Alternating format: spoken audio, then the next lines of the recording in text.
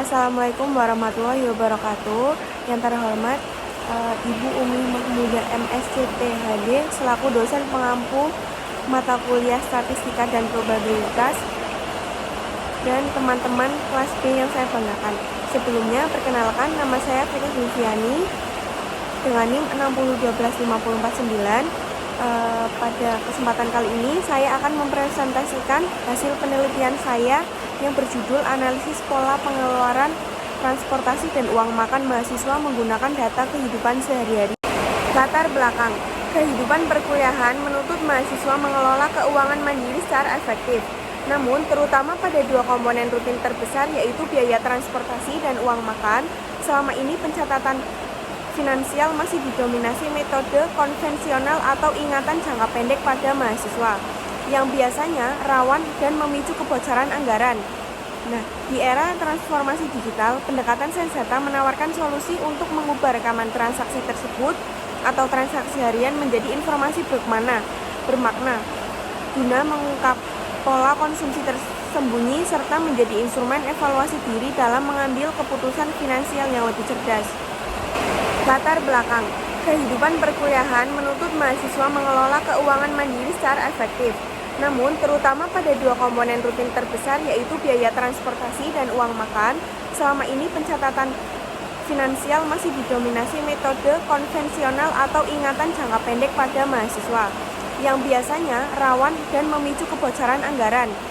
Nah, di era transformasi digital, pendekatan Sensata menawarkan solusi untuk mengubah rekaman transaksi tersebut atau transaksi harian menjadi informasi bermakna, guna mengungkap pola konsumsi tersembunyi serta menjadi instrumen evaluasi diri dalam mengambil keputusan finansial yang lebih cerdas. Selanjutnya, tujuan penelitian.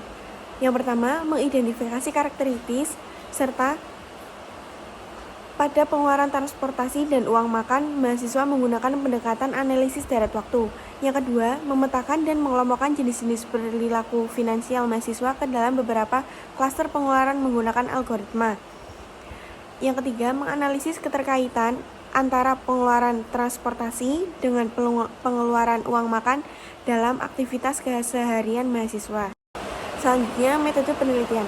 Penelitian ini menggunakan data primer yang dihimpun langsung melalui survei kuantitatif dengan penyebaran kuesioner digital berbasis Google Form kepada mahasiswa aktif. Penelitian ini berhasil mengumpulkan sebanyak 51 data responden yang valid. Ada Google Form, analisis deskriptif, dan probabilitas bersyarat. Karakteristik responden. Berdasarkan analisis deskriptif terhadap 51 responden, mayoritas mahasiswa yang tinggal bersama orang tua yaitu sebanyak 40 orang. Diikuti anak kos sebesar 13,73% dan sedangkan anak asrama sebanyak 7,84%.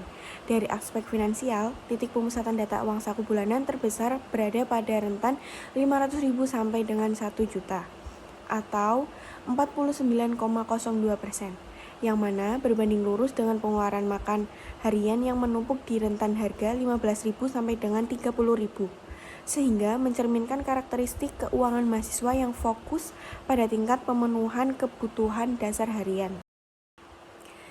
Distribusi uang saku pada tempat tinggal mahasiswa.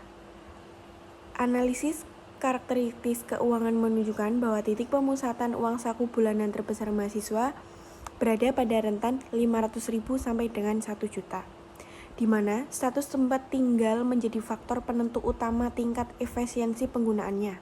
Mahasiswa yang tinggal bersama orang tua diuntungkan secara finansial karena memiliki peluang 80% untuk hidup hemat akibat dukungan logistik rumah tangga. Sebaliknya, sedangkan mahasiswa kos menghadapi tekanan ekonomi paling tinggi karena peluang pengeluaran besar mencapai 85,71% akibat ketergantungan pada makanan luar yang perparah oleh resiko krisis bulanan sebesar 18,51% akibat buruknya pencatatan kas harian. Sementara itu, mahasiswa yang tinggal di asrama memiliki manajemen pengeluaran yang cenderung stabil dan terukur di kelas menengah atau hemat. Pengeluaran uang makan pada mahasiswa. Pengeluaran terbesar mahasiswa adalah uang makan, yang mendominasi anggaran sebesar 41,2% dengan mayoritas harian berkisar antara harga 15.000 sampai dengan 30.000. Angka ini sangat dipengaruhi tempat tinggal. Mahasiswa yang tinggal bersama orang tua memiliki peluang 80% untuk hidup hemat, sedangkan anak kos memiliki peluang 85,70% untuk boros akibat ketergantungan penuh pada makanan luar. Selanjutnya, analisis probabilitas bersyarat.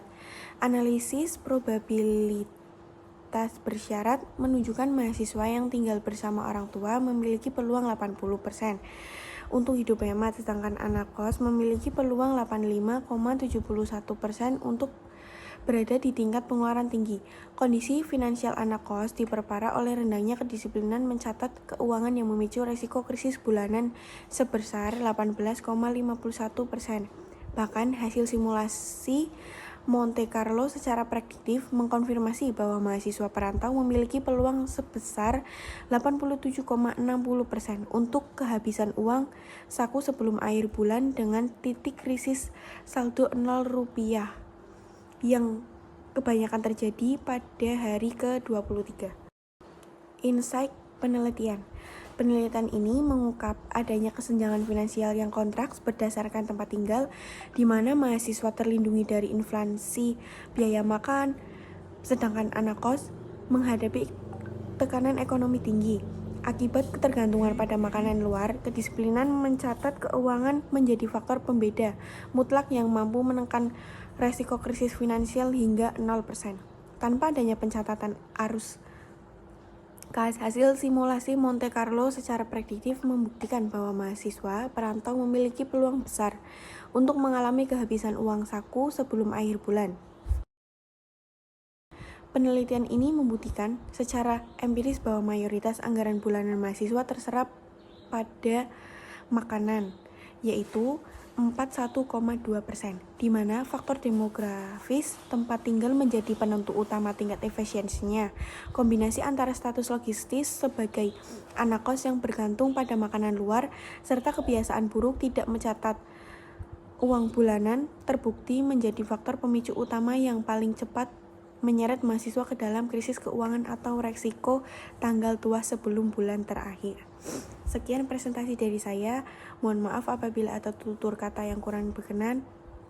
Terima kasih. Wabillahi taufiq wal hidayah. Wassalamualaikum warahmatullahi wabarakatuh.